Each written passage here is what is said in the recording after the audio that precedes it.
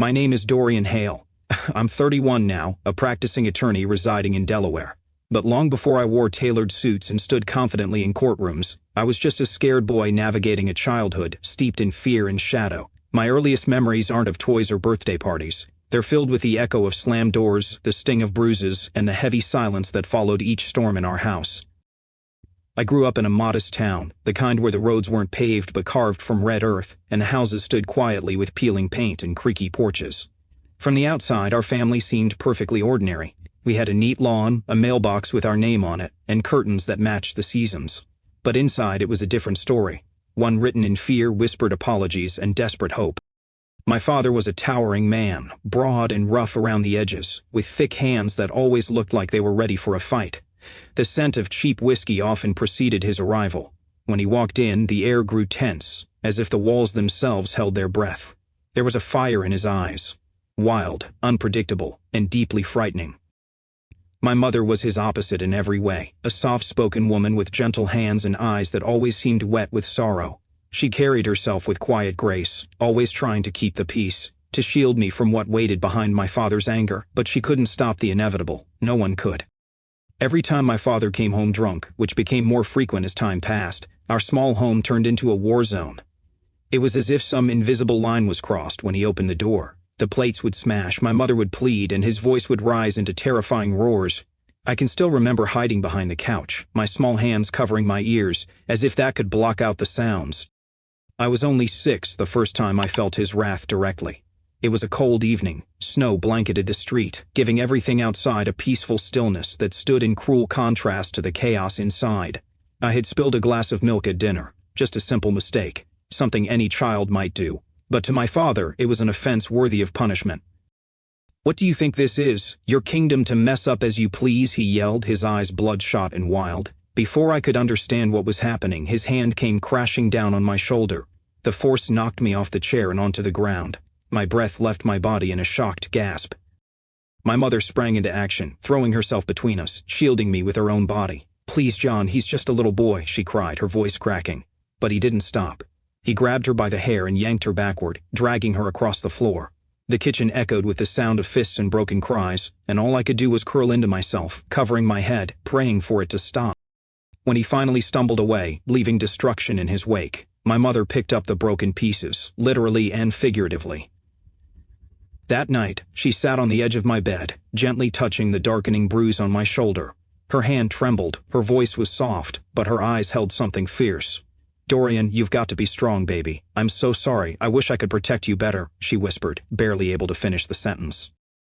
I didn't know why she was apologizing. She was the only light in that house, the only part of it that made sense.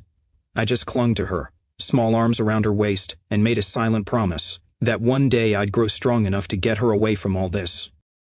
But things didn't get better, they got worse. When my father lost his job at the local plant, he seemed to unravel completely. The bottle became his closest companion, and his outbursts grew more violent. He was drunk more than he was sober, and in that state, he saw us not as family, but as targets. One afternoon, while I was watching a cartoon, I laughed too loudly. That was all it took. He grabbed me and hurled me against the wall. The world spun and my side ached for days. Another time, my mother made the mistake of asking where he had been all night. He struck her so viciously that she couldn't walk properly for a week. She wore long sleeves to hide the bruises, even during sweltering summer days. But I knew. I always knew. Despite the violence, we found moments of solace. Sometimes, after the storm, my mother would lead me out back to the old oak tree. It stood tall and strong, with thick branches like arms that cradled us in safety. We'd sit beneath it, just the two of us, and she would tell me fairy tales, stories of knights and kingdoms where good always triumphed over evil. And sometimes, we'd just lie in the grass, looking up at the stars. "See 'em, Dorian," she'd say. "Even when the night is at its darkest, they're always there. You've got to be like that, my little star. Keep shining, no matter what life throws at you." Her words became my anchor. They stayed with me through every night I spent hiding in closets, hands over my ears, listening to her scream. I hated myself for being too small, too powerless. I hated him for what he did to us, and I hated the world for turning away while we suffered. Then, when I was 8, a miracle happened. My sister Lily was born. She was tiny, with the roundest eyes and a smile so bright it felt like sunlight in a cave. For the first time, there was laughter in our house. Hers, My mother lit up around her, and for a moment I dared to hope again. What stunned me most was how my father treated Lily. He was tender with her. He never yelled, never raised a hand. He would cradle her in his arms and murmur sweet words, "You're my little treasure," as if she were the most precious thing in his world. I couldn't understand it. How could he be so cruel to us and so gentle to her? But I was grateful. I didn't want Lily to know the pain we lived through. She became our reason to keep going, yet his favoritism created a painful divide. One day I accidentally broke one of her toys. It wasn't even serious, just a snapped wheel. But he flew into a rage, slapping me so hard my ears rang. "You made her cry, you little brat," he bellowed. Lily burst into tears, not for her toy, but because she saw me hurt. My mother didn't intervene this time. Her eyes were red, her body shaking. That night, she held Lily in one arm, me in the other, whispering over and over, "I love you both. No matter what happens, you'll always have me." But I knew she was breaking, and there was nothing I could do to stop it. The years of my childhood blurred into one long stretch of fear and quiet desperation. I adapted to survive. I learned the rhythm of my father's drunken moods, memorized the cues that meant danger was coming, and became skilled at vanishing into silence whenever he was near. I learned to conceal the dark purple bruises on my arms and legs under long sleeves, even during the summer. At school, I forced smiles, laughed at jokes I didn't find funny, and never once mentioned what my nights were like. I didn't want pity. More than anything, I didn't want anyone to know the truth. That, the house I went home to each day, was not a home at all, but a prison of fear. Each time I saw fresh wounds on my mother, a fresh tear in the gentle woman who had always protected me, something inside me ached and twisted. The helplessness was suffocating. And yet, through the fog of dread, a dream began to grow. A vision of a future where I would be old enough, strong enough, to take my mother and my little sister Lily and escape. I imagined us living in a small apartment somewhere far away, waking up to peace instead of screams. By the time I was 13, the dream became more urgent. My father's addiction worsened, and with it, his violence escalated. He was no longer just unpredictable. He was volatile, like a fuse constantly burning toward an explosion. One evening, I walked into the kitchen and found my mother collapsed on the floor. Her body was motionless, her face battered. My father stood above her, breathing heavily, a twisted anger still lingering in his glare. I screamed, "Stop! You're going to kill her!" But he didn't flinch. He turned to me with eyes that seemed hollow and pushed me aside like a rag doll. I hit the floor hard, pain blooming in my side, but I barely noticed. I could only stare at my mother, terrified I'd already lost her. She eventually stirred, groggy and weak. Her lip was split and one eye was nearly swollen shut, but somehow she managed to reach for me and smile. "Dorian, you have to survive. For me, for Lily," she whispered, her voice fragile and thin. I nodded, tears brimming in my eyes, but a quiet rage had taken root in my heart. I couldn't stand by anymore. I couldn't lose her. From that moment, I started making plans. I vowed I would work harder than anyone else. I would grow up, find a way to earn enough money to get us out. School became my only escape, my only strategy. Every day I showed up, bruised but determined, pretending everything was normal. I studied late into the night, even when exhaustion made my vision blur. I told myself knowledge was my ticket to freedom. But no matter how hard I worked, I couldn't ignore the ticking clock. My father was unraveling. His outbursts became more frequent, more dangerous. I began to fear that one day I might come home to find that the worst had happened, that he'd gone too far.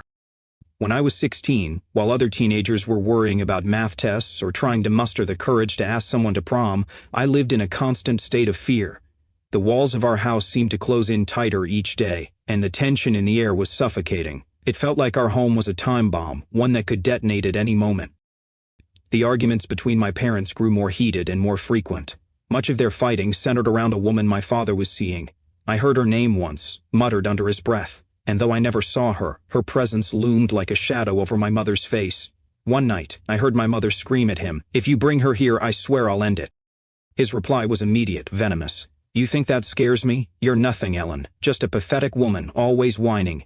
You think you can stop me?" His words sliced through the walls like blades. I stood in the hallway, fists clenched, heart pounding.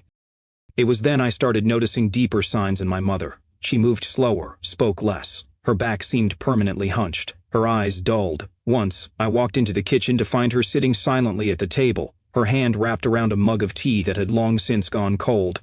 "Mom?" I asked gently, my voice trembling. She looked up and tried to smile. "I'm fine, Dorian, just make sure Lily's okay." She turned her face, hiding tears I knew were there. That moment shattered me. She was fading, not from age or illness, but from despair. I knew I had to do more. Quietly, I began documenting everything. I filled an old notebook with dates, times, details of every incident, every bruise, every drunken outburst, every threat. I hid the notebook beneath a loose floorboard in my room, not entirely sure why I was doing it. Or maybe it was just a way to stay sane, to feel like I was doing something. Still, I was just a teenager, one boy against a man whose rage could fill a room. Then came the day that changed everything. It was a gray afternoon in October, the kind where the sky hangs heavy with rain and every gust of wind feels like a warning. I had stayed late at the school library, finishing an essay for English class. When I finally walked home, damp and tired, I noticed immediately that something was wrong. The house was too quiet. No hum from the TV, no clatter from the kitchen, no giggles from Lily, no gentle hum from my mother's singing. Inside, I found my father slouched on the couch, a bottle rolling lazily on the floor beside him. He looked up at me with glassy eyes. "Your mother fell down the stairs," he said, his voice unnervingly flat. "She's in the hospital." My stomach turned to ice. "Fell down the stairs?" I repeated, my voice shaking. "What happened? What did you do?" He sprang to his feet and grabbed me by the shirt. "Watch your mouth," he growled, face inches from mine. "I didn't do anything. She fell, that's all."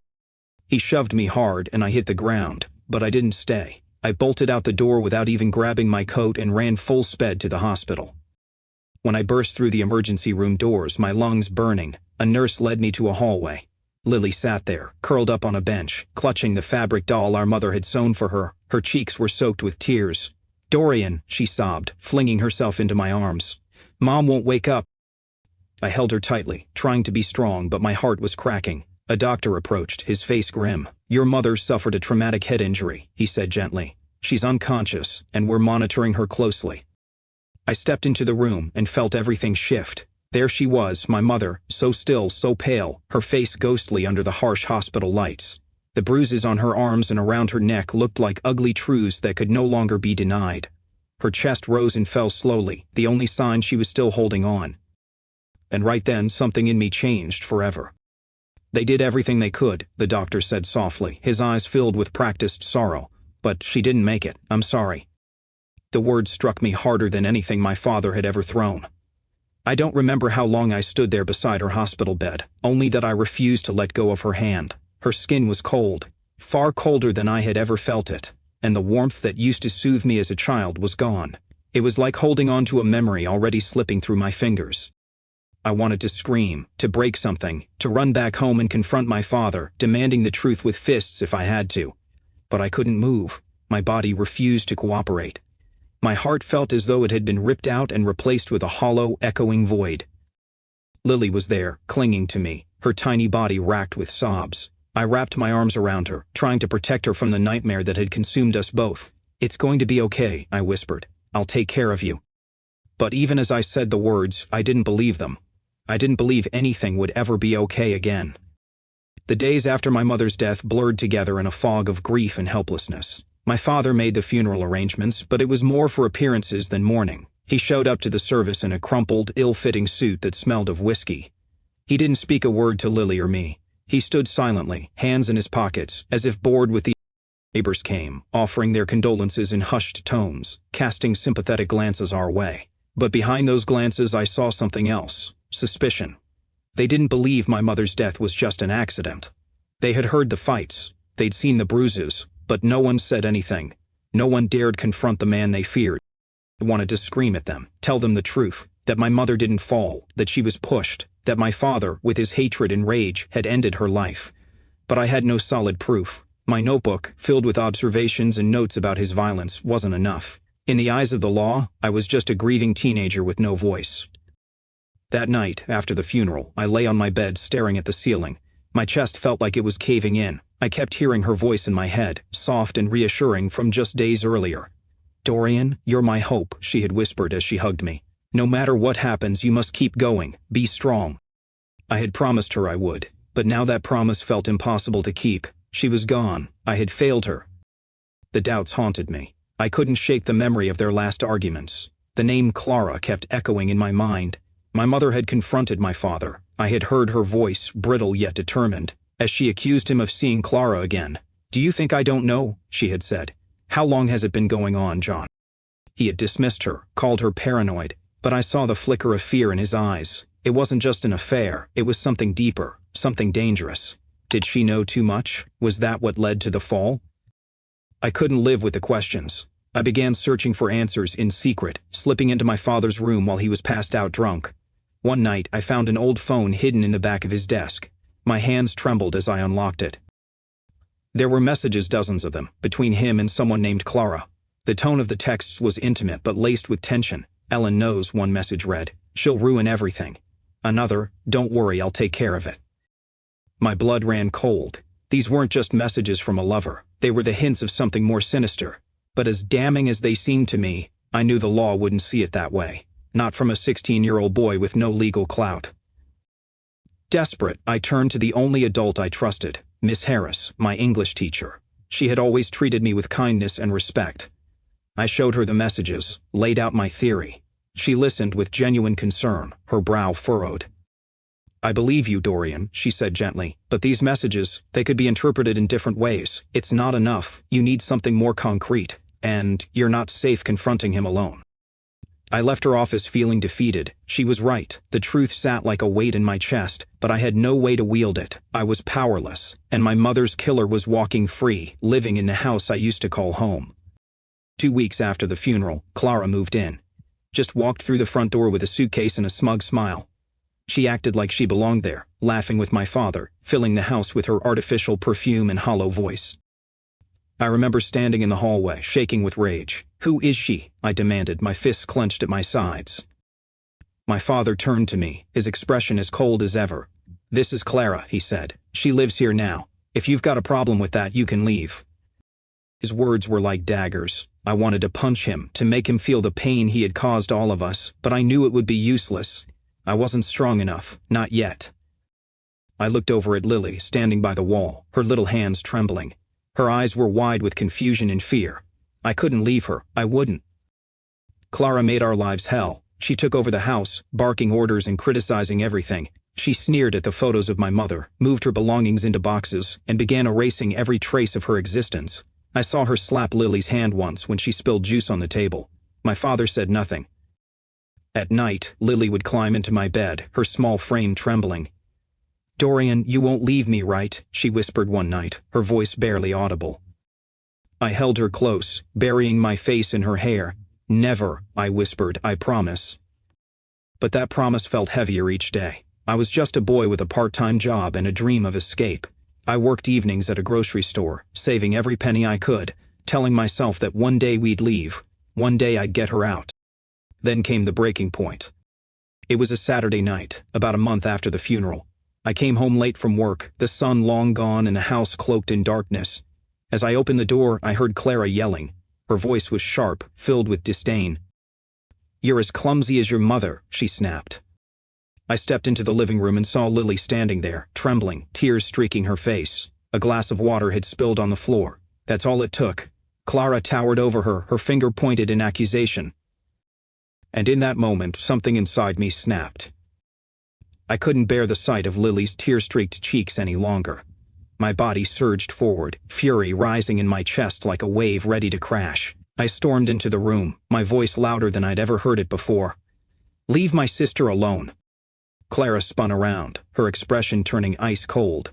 "Oh, the brave little man finally finds his voice," she sneered, striding toward me, her presence sharp and hostile. "Who do you think you are, talking to me like that?" As she raised her hand, aiming to strike me like she might a disobedient child, I grabbed her wrist in midair. My grip was firm, but my hands trembled. "Don't touch me. And don't you ever touch my sister," I growled, my voice barely steady over the pounding of my heart. Just then, the front door burst open. My father staggered in, a half-empty bottle dangling from his hand. His eyes were wild and bloodshot. "What the hell is going on in here?" he shouted, his voice rough from booze and anger. Clara broke free and rushed to his side, suddenly the picture of wounded innocence. "Your son laid hands on me," she cried, pointing at me with a shaky finger. "He thinks he runs this house now." My father's gaze snapped to me like a predator spotting prey. "You touched Clara," he thundered, storming forward, rage radiating off of him.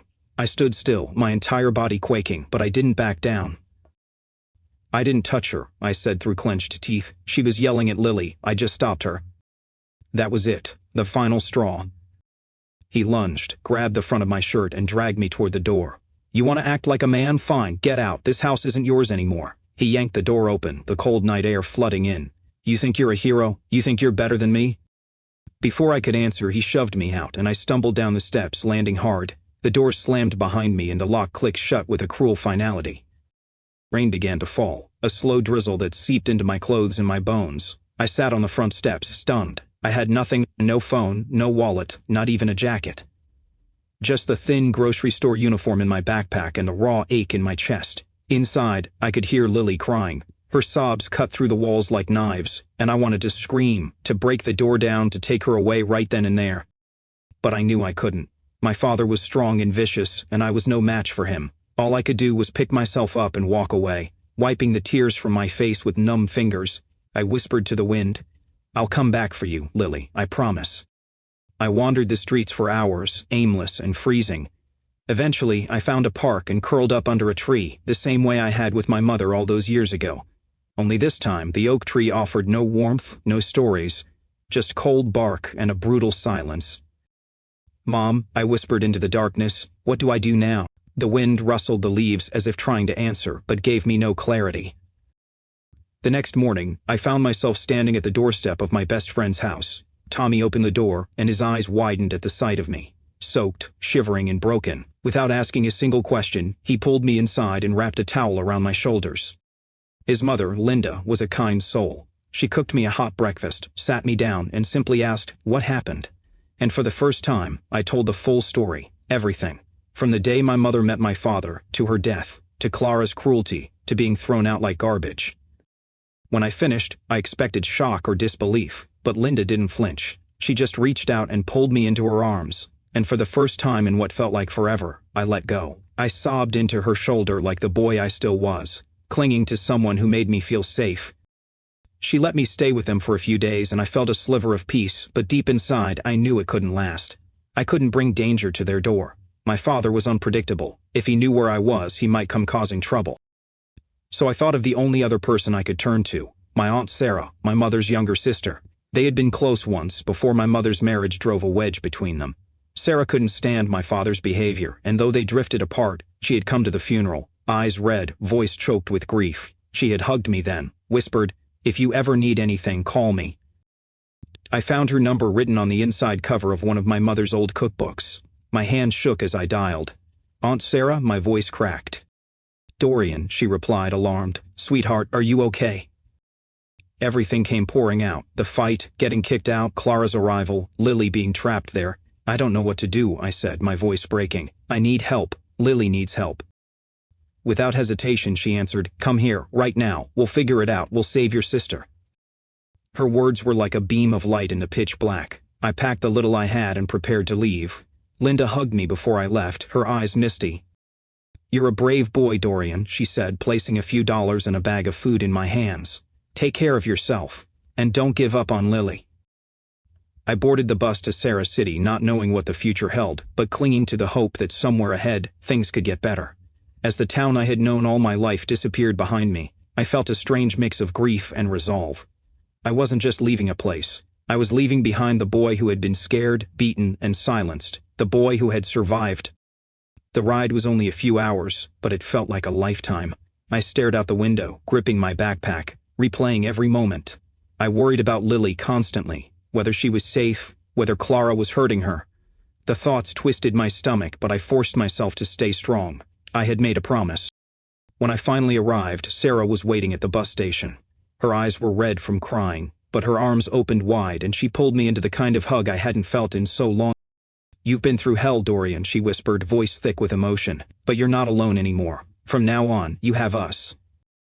She took me to her home, a small, cozy apartment in a quiet suburb. Her husband, Robert, a broad-shouldered man with a calm demeanor and a kind smile, greeted me at the door.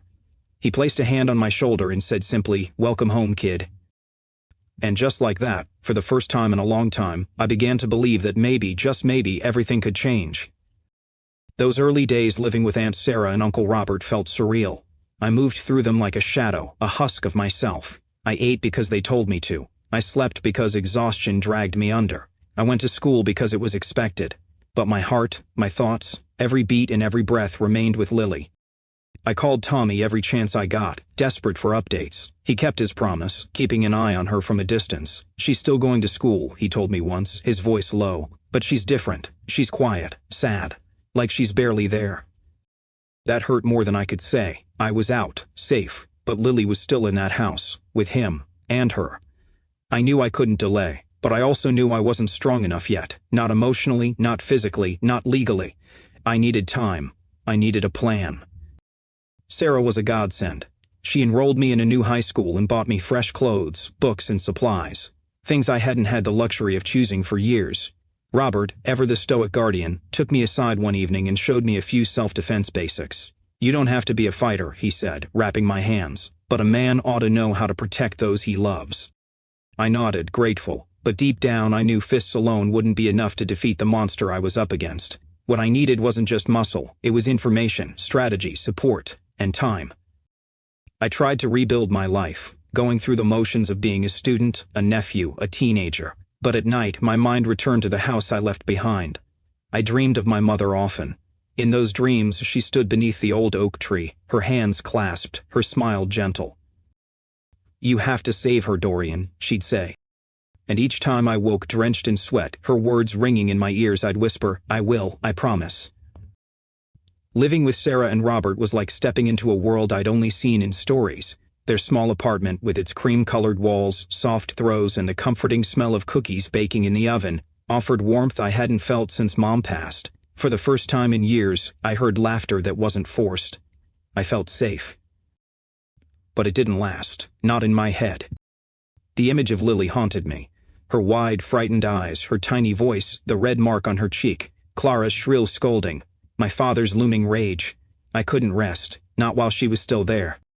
One evening I sat Sarah down and told her everything. Every cruel word, every hit, every time Clara screamed at Lily. I told her about my mother's suspicious fall and the texts I'd found that hinted at something darker.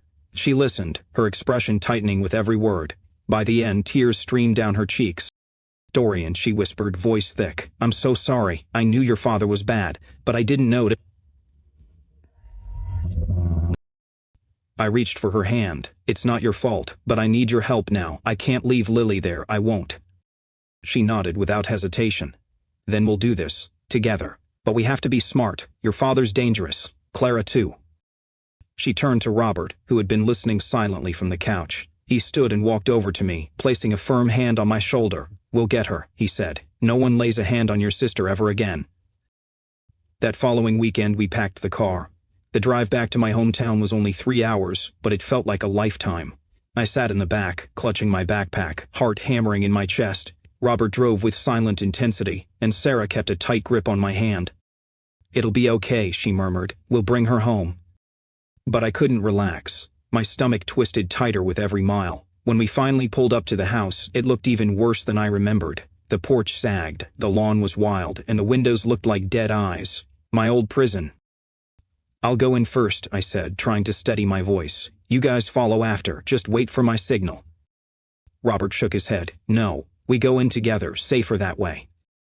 I started to argue, but one look at his expression silenced me. We stepped onto the porch. My legs felt like jelly. I knocked.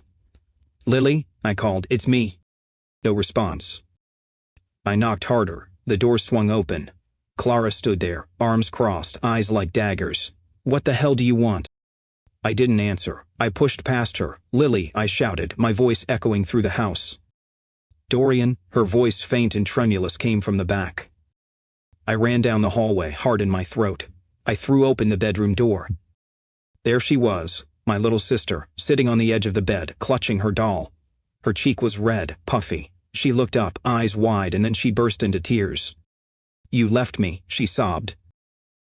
I dropped to my knees and wrapped her in my arms. "Never again. I'm here, I promise." But the moment was broken by Clara's shriek. "What are you doing in my house?" Behind her, my father emerged, reeking of alcohol. "You little bastard," he snarled. "You dare come back?" Before he could move further, Robert stepped between us. He was calm, but the air around him shifted. "John," he said, voice low, "we're here to take Lily. Don't make this worse." My father's eyes narrowed, but I saw something flicker behind his rage. Fear.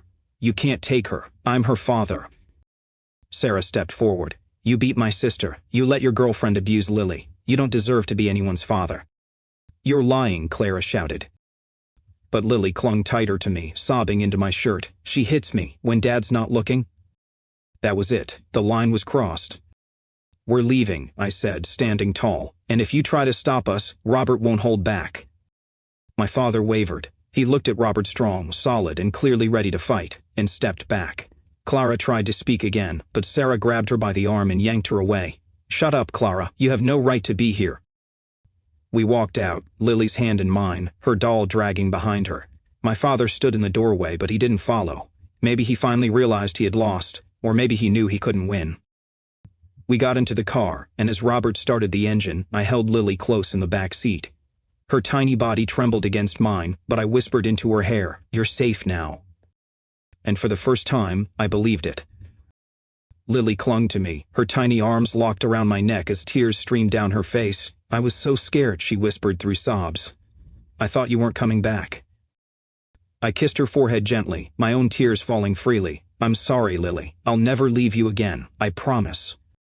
On the drive back to Aunt Sarah's, she curled up in my lap, her head resting against my chest. She fell asleep in moments, her face finally soft and peaceful. I couldn't stop staring at her. Every breath she took felt like a small victory. In the rearview mirror, Sarah glanced back at me and smiled, her eyes filled with warmth. You did good, Dorian, she said softly. But her words didn't comfort me the way they were meant to.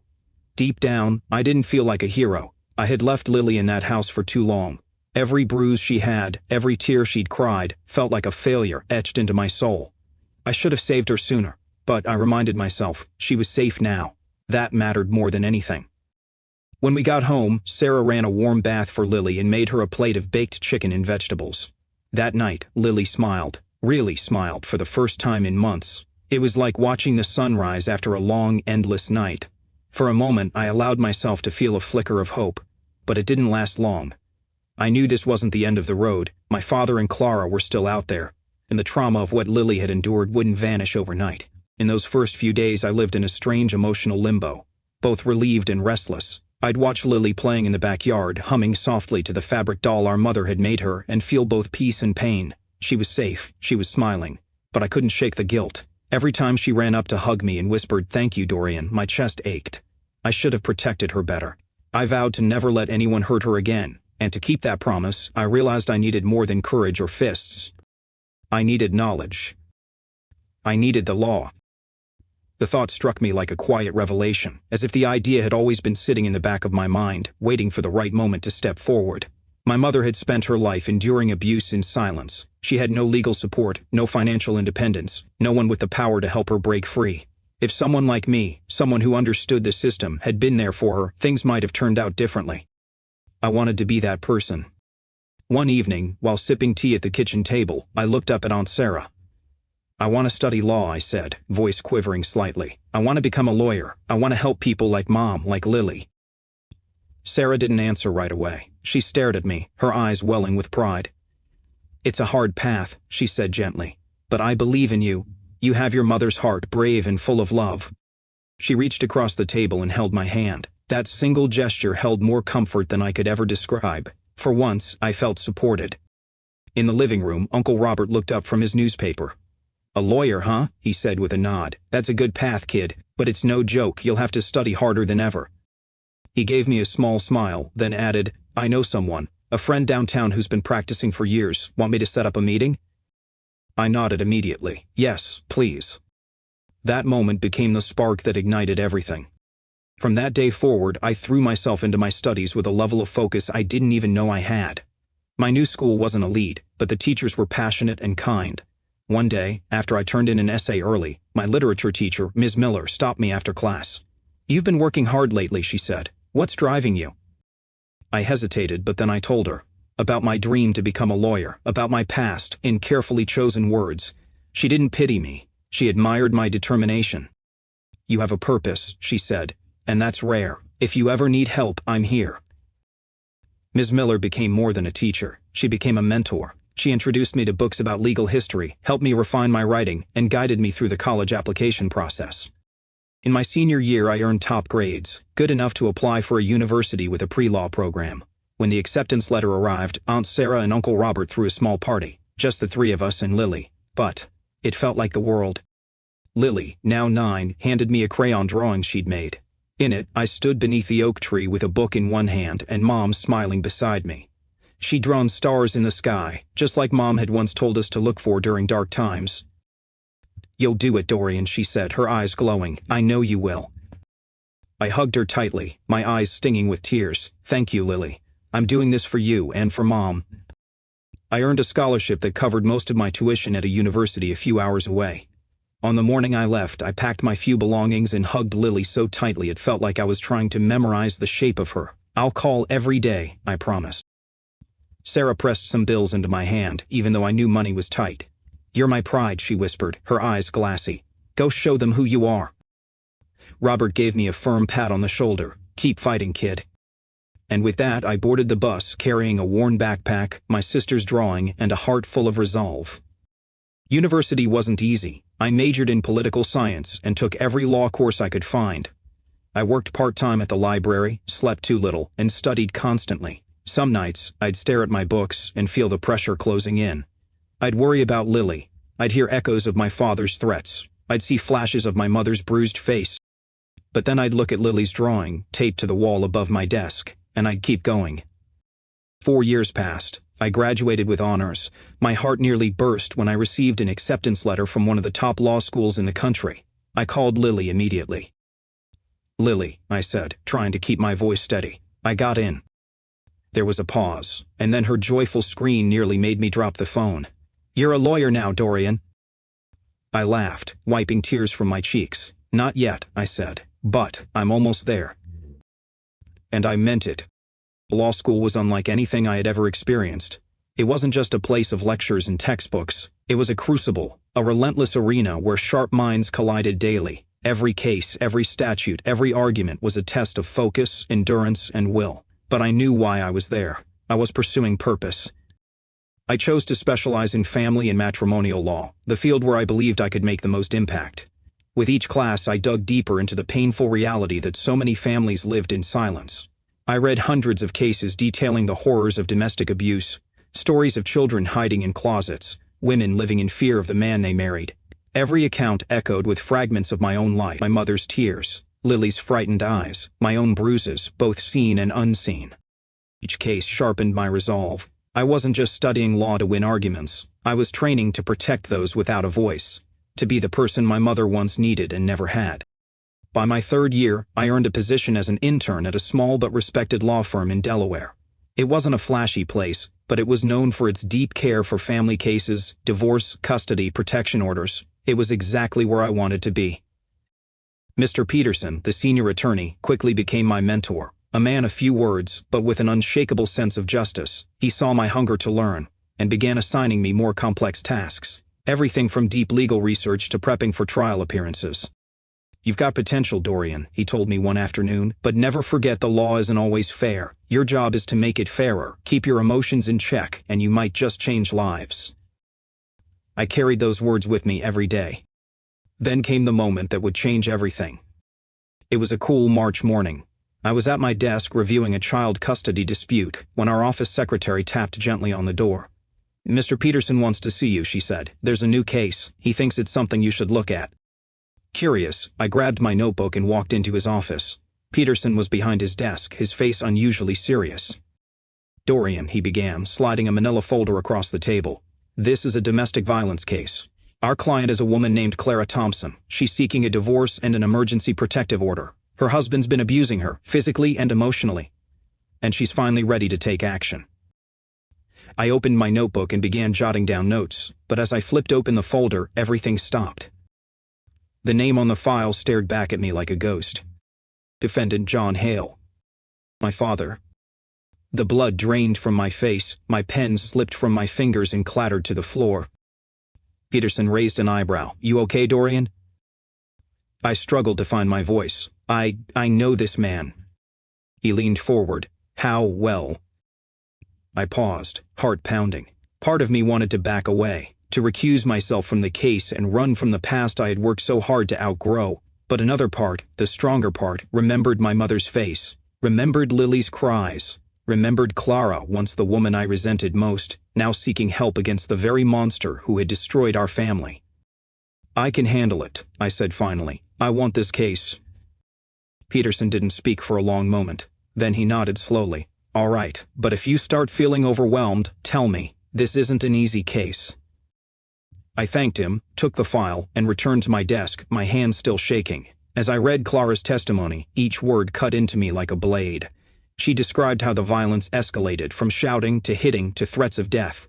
She included photographs of her injuries, medical reports, text messages. The evidence was devastating. Looking at those photos, I saw not just Clara's suffering. I saw my mother. I saw the bruises she tried to cover with makeup. I heard again the silent sobs from the kitchen late at night. I had to meet Clara. The meeting was held in our office conference room. Mr. Peterson was present, as required for all client interviews. When Clara walked in, I barely recognized her. Gone was the woman who once barked orders at Lily and turned a blind eye to my father's cruelty. Before me sat someone thinner, paler, with hollow eyes and trembling hands. Her eyes met mine. "Dorian," she whispered, "is it really you?" I nodded, keeping my tone steady. "Yes, I'm assisting with your case." She sat down slowly, gripping a glass of water like it was the only thing keeping her grounded. Then, haltingly, she told her story. "You and Lily left. He got worse," she said, her voice shaking. "He drank more. He changed. At first, he just yelled, but then came the slaps. Then the fists. Every time I tried to leave, he'd say he'd kill me."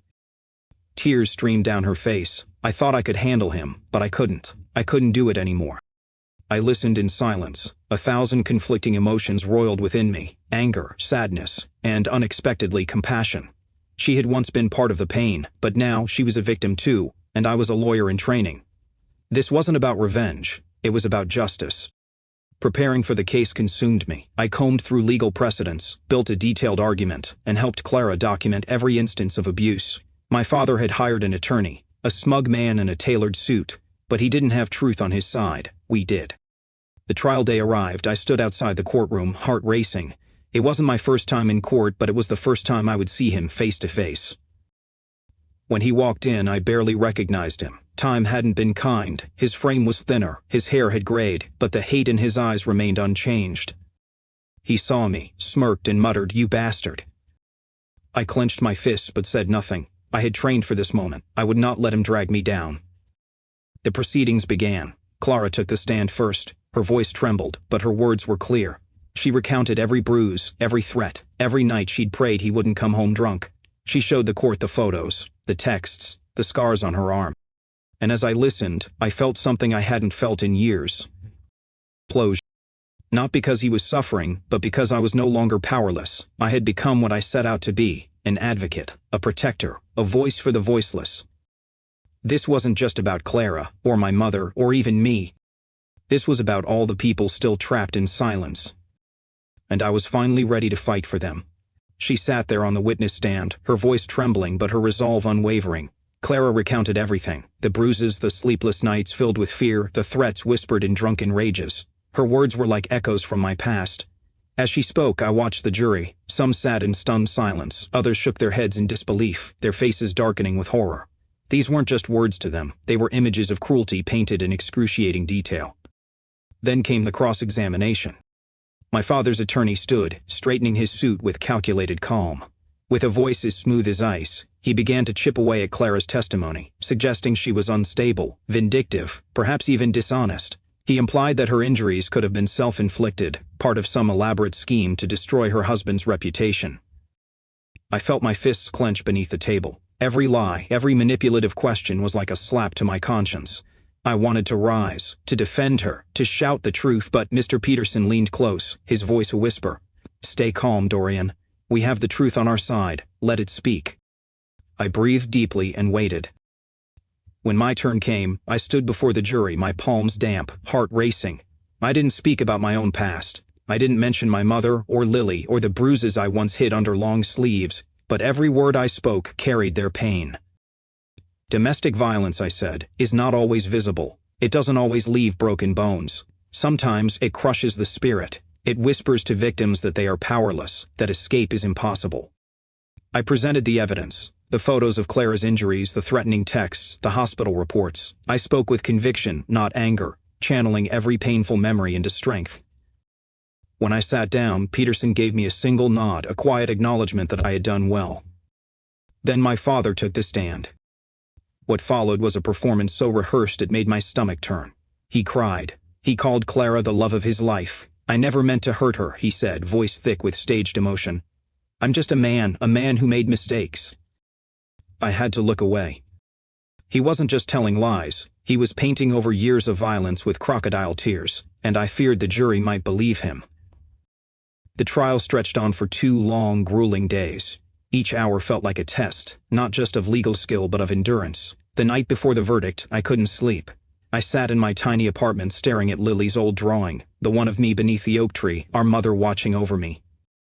Mom, I whispered, I'm trying. I really am. The morning of the verdict, the courtroom was hushed. The judge's voice was clear but heavy with finality. Don Hale guilty of domestic violence, sentenced to 6 months in prison with mandatory attendance in a rehabilitation program. Clara was granted a full protective order and the divorce she had long fought for. As the verdict was read, my father lowered his head, but when his eyes met mine, they still burned with hatred. He didn't see justice. He saw betrayal. Clara turned to me, tears slipping down her cheeks. Thank you, Dorian, she whispered. I nodded, silent. This victory wasn't for her. It wasn't even for him. It was for my mother, for Lily, for every child who had hidden under a bed, praying the yelling would stop. I left the courthouse feeling both lighter and heavier. A great burden had been lifted, but another kind of weight settled over me. I hadn't won a battle. I had closed a wound, one that would never fully heal. That evening, I called Lily. Her voice burst through the phone, excited and proud. You did it, Dorian. Mom would be so proud. I smiled, even as tears blurred my vision. I hope so, Lily. That autumn, as the leaves turned gold and the air chilled, I made a decision. I needed to see him, not out of anger or guilt, but to understand, to find some final thread of closure. I arrived at the prison wrapped in my coat, hands buried in my pockets. The sky was gray, and my breath hung in the air. Inside, the visitation room was bleak. Plastic chairs, steel tables, the silence of regret. He appeared, thinner than before. His once imposing figure was diminished. Gray hair clung to his scalp. His eyes, once sharp and cruel, now seemed hollow. He picked up the phone behind the glass. Dorian, he said, voice barely more than a whisper. I lifted the receiver. I'm not here to gloat, I said quietly. I came because I need to know. Why? Why did you hurt Mom? Why did you destroy us? He laughed, dry and bitter. You think I know? I don't. I was angry, Dorian. Life didn't turn out how I wanted, and the bottle was easier than facing what I was. He looked at his hands, the hands that once caused so much pain. I don't expect you to forgive me. I can't even forgive myself. I looked at him, truly looked, and for the first time, I felt no fear, no hatred, just a quiet, overwhelming sorrow. I'm not here to forgive you, I said, not because I don't want to, but because I can't forget. But maybe you can find something, redemption maybe, for your own sake. He nodded, his eyes distant. I placed the receiver down and walked out. As the prison doors shut behind me, I felt it the release, the last chains of my past snapping free. Back at the firm, I threw myself into my work. Case after case, I helped women and children leave the darkness. I sat with them, listened, fought for them, not just in court but in spirit. Each file I opened was another promise fulfilled. I had once been a boy curled up on a kitchen floor, hiding from a monster. Now, I was a man standing in courtrooms, battling monsters on behalf of others. I didn't need to forget the past. I had learned from it. And in doing so, I had become something my father never was, the protector. The cycle was broken. And in its place, I built something stronger, hope. In life, there are moments that test us, moments so raw, so painful, that it feels impossible to keep moving forward. But what I've come to understand is that true strength isn't found in how hard we hit or how loudly we shout. It's found in the quiet moments, in the resilience to rise after every fall. It's the decision to keep walking, even when the path is cloaked in darkness. That, I've learned, is where courage lives. My journey began in the shadows of a broken home. The screams, the bruises, the silence. Those weren't just memories. They were scars that shaped every part of me. But from those scars I grew, and as I look back now, with everything I've endured and everything I've overcome, I realize something essential. Justice isn't easy. It's not quick. It doesn't always come in grand gestures or swift verdicts. Sometimes justice is a slow burn, a fire that you have to keep alive, breath by breath, until it's strong enough to change the world around you. And love was my lifeline. The love of my mother, who despite her pain wrapped me in warmth whenever she could, who whispered strength into my ears when the world tried to tear me apart. The love of Lily, whose tiny hands once clutched mine with innocent faith that I would protect her. The love of Aunt Sarah and Uncle Robert, who gave me a home when I had none, who believed in me when I was just a broken boy with big dreams and nowhere to go. That love was the flame, and in the coldest nights, it was the only thing that kept me going. If I could speak to anyone who sees even a fragment of themselves in my story, this is what I would say. Do not let your pain define you. You are not your bruises. You are not the nights you cried alone. You are not the names they called you or the fear that lived in your bones. You are more. Use your pain, transform it. Let it drive you not into anger, but into purpose. Whether that means becoming an advocate, an artist, a parent, a friend, choose to be the person you needed when you were at your lowest. And if you are trapped in darkness right now, if the walls of your world feel like they are closing in, find a spark. It doesn't have to be a blaze, just one spark, a friend who checks in, a dream you can't let go of, a memory of someone who made you feel safe. Hold on to that with everything you have, because that small spark can grow. It can light the way forward, even when it seems impossible. For me, that spark was a promise whispered under an old oak tree, a boy's vow to save the woman who raised him and protect the sister he couldn't bear to lose. That promise led me through law school, through countless nights of doubt, through every courtroom where I now stand not as a victim, but as a voice for the voiceless. And if you're lucky enough to be in a place where you can help someone, do it. Whether it's listening to someone who needs to speak, offering a meal, giving time, or simply believing in someone who's lost their way, understand this. A single act of kindness can change the course of a life. It might even save it. I've seen pain, I've lived it, but I've also seen what hope can do when it's given room to grow. I don't know what the future holds, none of us do, but I know what I'll keep doing. I'll keep fighting. For my mother, whose smile lives on in my dreams. For Lily, whose strength inspires me every day. For the countless others who are still trying to escape the nightmare I once called home. Every case I take, every person I defend, is a continuation of that promise I made as a child, that I would never let someone suffer alone again, that I would be a bridge from fear to freedom. And so I press on. In my mind, I still return to that oak tree, the one in the backyard of our old house. I imagine it standing tall, its roots deep, its branches stretching wide like arms ready to embrace. And under that tree, my mother still waits, her smile soft, her presence strong. She doesn't speak, she doesn't need to. Because I already know what she would say. I'm proud of you. Enough. That's everything. I will not stop, not now, not ever.